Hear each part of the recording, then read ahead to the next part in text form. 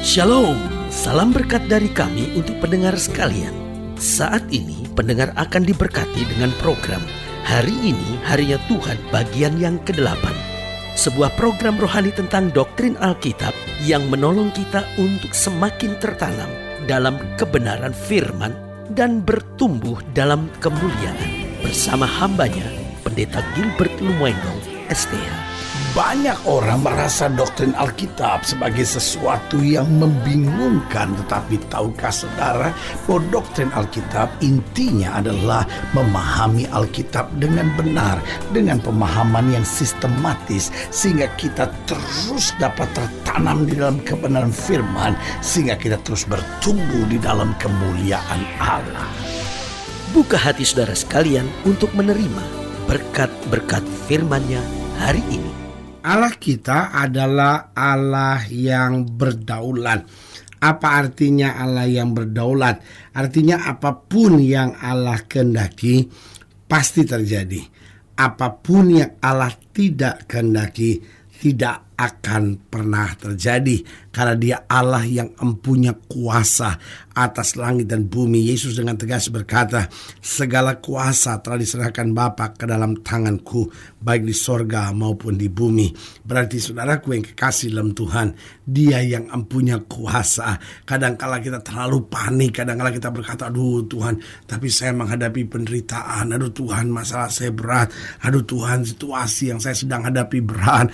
Kenapa saudara perlu panik? Saudaraku yang kasih dalam Tuhan, ketika Yesus hidup dan melayani, ada sebuah peristiwa di mana murid-murid begitu panik. Kenapa? Karena Yesus berkata pada murid-murid yang mari kita bertolak ke seberang. Lalu ketika Yesus sedang tidur di buritan di perahu, apa yang terjadi? Angin badai mengamuk. Murid-murid begitu panik. Mereka pikir sudah tidak ada jalan lagi. Sampai akhirnya mereka upayakan apa yang mereka bisa upayakan. Dan upaya terakhir mereka membangunkan Yesus dan berkata, Guru, kita akan binasa. Dan saudara gue yang kasih dalam Tuhan, dalam situasi seperti itu tidak terpancar kepanikan sedikit pun dalam diri Kristus. Dia bangun dan dia berkata, diam, tenanglah. Saudaraku yang kasih dalam Tuhan, kenapa dia berkata diam, tenanglah? Karena segala kuasa harus tunduk pada kuasanya. Perkataan yang sama yang pernah menciptakan langit dan bumi, dan perkataan yang sama akan mengendalikan segala sesuatu. Dan perkataan yang sama itu memberi kita kuasa. Karena itu Yesus berkata, apapun yang aku kerjakan dapat juga kamu kerjakan, bahkan lebih besar. Karena itu Yesus beritahu rahasianya. Yesus berkata apa? Jika kamu punya iman tidak bimbang sedikit pun, dan punya iman sebesar biji sesawi, maka apapun yang kamu katakan, jika kamu tidak bimbang tapi percaya, itu yang akan terjadi. Allah kita adalah Allah yang berdaulat. Karena Allah kita berdaulat, berarti kita gak perlu khawatir, berarti kita gak perlu takut, berarti kita gak perlu cemas. Kita tahu apapun yang terjadi di depan kita, Tuhan mengizinkannya. Dan apapun yang tidak Tuhan kehendaki tidak akan pernah terjadi. Dan kalaupun Dia mengizinkan terjadi dalam hidup kita, pasti ada maksud baik di balik semuanya itu. Haleluya. Selamat datang dalam program kita hari ini, Harinya Tuhan. Sebuah program rohani yang kembali mengingatkan kepada kita betapa pentingnya kita menjadikan firman Tuhan sebagai dasar keseharian hidup kita. Karena selama kita jadikan firman Tuhan sebagai dasar keseharian hidup kita, langkah-langkah ke depan kita penuh dengan kepastian, kemenangan, berkat, mujizat, dan perkara-perkara yang besar. Haleluya. Dan dalam program ini kita sedang membahas tentang penentuan Allah. Karena apapun yang Allah tentukan harus terjadi. Alkitab bilang tegas bahwa rambut di kepala kita terhitung semuanya. Berarti sebegitu besar kuasa Allah kita. Kadangkala kita memanggil Dia Allah, tapi kita khawatir. Kadangkala kita memanggil Dia Allah, lalu kita bertanya, aduh Tuhan, sanggup gak ya Tuhan buat ini? Saudaraku yang kasih dalam Tuhan, tidak ada perkara yang sukar. Jangankan mustahil, yang sukar saja tidak. Alkitab bicara tentang seorang wanita janda yang sedang menangis karena anak laki-laki satu-satunya mati. Saudaraku yang kasih dalam Tuhan, buat ibu ini susah setengah mati. Buat ibu ini gak ada harapan. Buat ibu ini gak ada jalan karena anaknya sudah mati. Buat Yesus sukar saja tidak, apalagi mustahil. Yesus berkata kepada pengusung mayat, berhenti, letakkan anak muda itu.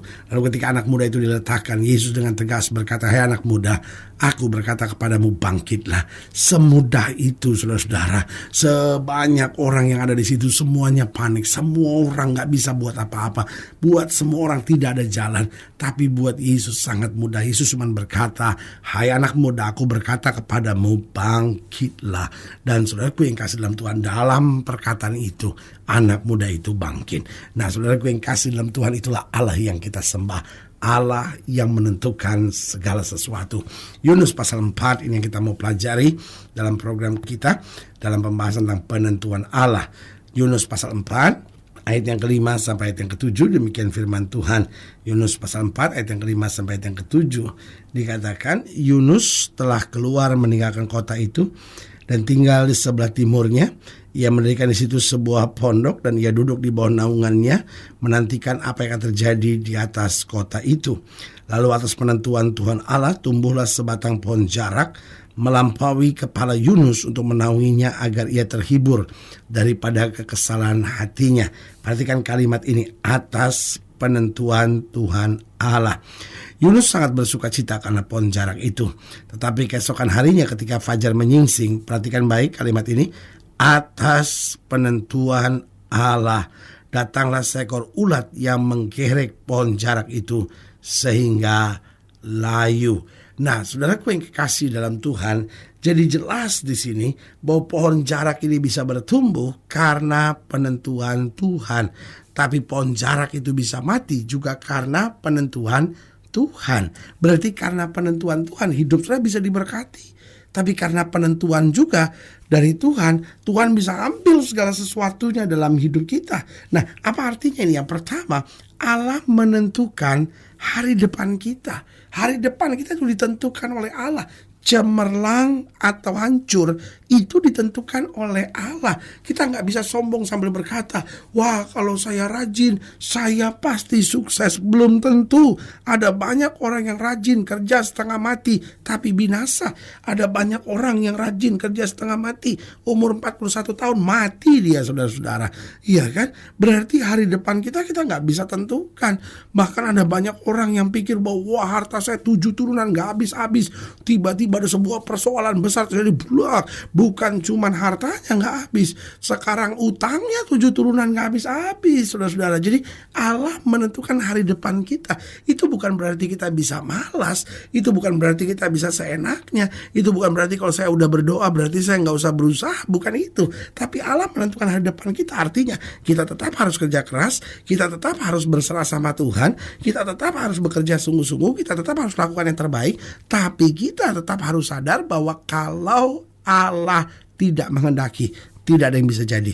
Tapi kalau Allah menghendaki, tidak ada yang bisa menghambatnya. Haleluya. Jadi Allah menentukan hari depan kita.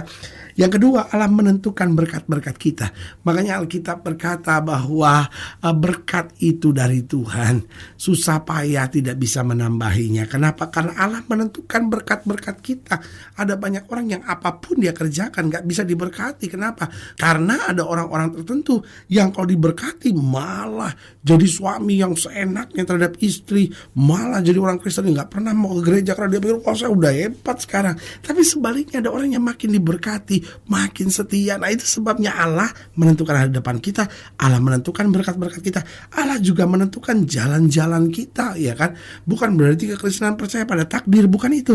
Tapi Allah menentukan jalan-jalan kita. Dia tuntun kita, dia sertai langkah kita, dia ratakan gunung-gunung di depan kita, ya kan? Dan dia timbun lembah-lembah di depan kita, sehingga kita terus dapat berjalan dengan sukacita dan damai sejahtera. Karena kita tahu selama perjalanan kita bersama dengan Tuhan, maka dia menjadi gembala agung kita yang menuntun kita ke padang rumput yang hijau dan mata air yang tenang oleh karena namanya. Haleluya. Dan yang keempat, saya pelajari bahwa Allah menentukan apa dalam hidup kita. Allah menentukan mahkota buat kita. Saudaraku yang kasih dalam Tuhan, bukan hanya berkat Dia sediakan sementara kita hidup di muka bumi, tetapi ada saatnya, pada saat Dia memanggil kita, maka mahkota Dia sediakan di atas kepala kita. Haleluya. Jadi ingat, Allah menentukan hari depan kita, Allah menentukan berkat-berkat kita, Allah menentukan jalan-jalan kita, Allah menentukan mahkota kita. Karena saudaraku yang kasih dalam Tuhan, seberat apapun jalan kita, belajar tetap melakukan firman Tuhan. Karena saudaraku yang kasih dalam Tuhan, di balik kita melakukan firman Tuhan, di situ kita melihat bagaimana penentuan Tuhan akan sangat luar biasa buat kita. Ada saatnya Yusuf akhirnya dipenjara, tetapi ada saatnya atas penentuan Tuhan Yusuf diangkat menjadi Perdana Menteri. Nah, pertanyaannya, apa dasar penentuan Allah? Apa dasar penentuan Tuhan dalam hidup kita? Apakah Tuhan itu hanya menggariskan garis dalam hidup kita sehingga kita hanya seperti robot yang apapun yang Tuhan mau itu harus terjadi dalam hidup kita? No, bukan. Apa dasar penentuan Allah? Dasar penentuan Allah dalam hidup kita yang pertama, hati kita. Ketika Tuhan melihat hati kita bersih, ketika Tuhan melihat hati kita benar, ketika Tuhan melihat hati kita berkenan di hadapan Tuhan, maka Allah akan menentukan yang baik buat kita. Oh, Allah akan menentukan berkat-berkat yang luar biasa buat kita. Oh, Allah akan menentukan mahkota yang kekal buat kita. Jadi apa dasar penentuan Allah, penentuan Tuhan dalam hidup kita? Yang pertama, hati kita. Yang kedua itu kesungguhan kita. Allah tidak pernah berkati pemalas, tapi waktu Dia lihat orang yang sungguh-sungguh, oh, suami yang betul-betul mengasihi istri, sungguh-sungguh mau berusaha menjadi imam yang kudus, istri yang sungguh-sungguh mau berusaha, bisa saja gagal, tapi Tuhan lihat kesungguhannya, maka Tuhan akan tentukan hal-hal yang baik dalam hidupnya. Lalu yang ketiga, apa dasar penentuan Allah? Itu semangat untuk hidup kudus kita. Kalau kita Tuhan lihat bahwa wah, semangat kita untuk hidup kudus, betul kadang-kadang mungkin kita masih kepleset, kadang-kadang kita masih lemah, tapi kita ada semangat untuk bangkit lagi, untuk terus hidup dalam kekudusan, maka Allah akan menentukan yang dahsyat buat hidup kita. Dan yang keempat, apa dasar penentuan Allah dalam hidup kita? Yaitu kesiapan kita untuk terus memperbaiki diri. Karena Tuhan memberkati orang-orang yang terus berjuang, orang-orang yang terus memperbaiki diri. Tuhan, saya mau lebih indah lagi, Tuhan, saya mau lebih berkenan lagi, Tuhan, saya mau lebih benar lagi di hadapan Tuhan. Yang seperti itu, oh, Allah memberikan Roh Kudusnya buat kita untuk berjalan menyertai kita, memampukan kita sampai kita menjadi segambar serupa dengan Kristus. Haleluya. Saudara gue yang kasih dalam Tuhan, jika saudara yang didoakan secara khusus, saudara boleh taruh tangan kanan saudara di dada dan kita akan berdoa. Mari kita berdoa. Bapa, dalam nama Yesus, hamba berdoa buat setiap pemirsa sekalian, khususnya mereka yang taruh tangan kanan di dada, karena kami percaya Allah menentukan segala sesuatu. Apa yang Tuhan ingin pasti jadi, apa yang Tuhan tidak inginkan tidak akan pernah terjadi. Itu sebabnya hamba berdoa di dalam nama Yesus. Tuhan, jamah yang sakit khususnya Tuhan sembuhkan di dalam nama Yesus. Yang berbeban berat Tuhan angkat, yang sedang jauh dari Tuhan, Tuhan ingatkan kembali, itu kembali ke jalan Tuhan. Bapa, bahkan rumah tangga yang sudah mulai pisah, mulai hancur, hamba doa Tuhan pulihkan. Suami-suami kembali mengingat istrinya, istri kembali mengingat suaminya, bahkan orang tua punya kasih terhadap anak-anaknya, sehingga kami melihat berkat-berkat Tuhan luar biasa. Mereka yang usaha, mereka yang dagang, mereka yang kerja, Tuhan berkati mereka berlipat kali ganda. Bahkan orang-orang muda terus berjalan dalam kehendak dan berkenan kepada Tuhan. Hamba doa di dalam nama Yesus, sehingga tiap kami boleh melihat mujizat demi mujizat dalam hidup kami. Haleluya. Amin. Saudaraku yang kasih dalam Tuhan, kita sudah berdoa. Ingat, tidak pernah Allah lalai menepati janjinya. Inilah saatnya buat kita untuk bangkit bersemangat, bersuka cita dalam menghadapi segala perkara, karena kita tahu Yesus hidup, Yesus berkuasa, dan selalu menjamin yang terbaik yang akan terjadi dalam hidup kita. Doa saya menyertai saudara. Sampai berjumpa pada program berikut, dan jangan lupa jadikan hari ini harinya Tuhan. Haleluya.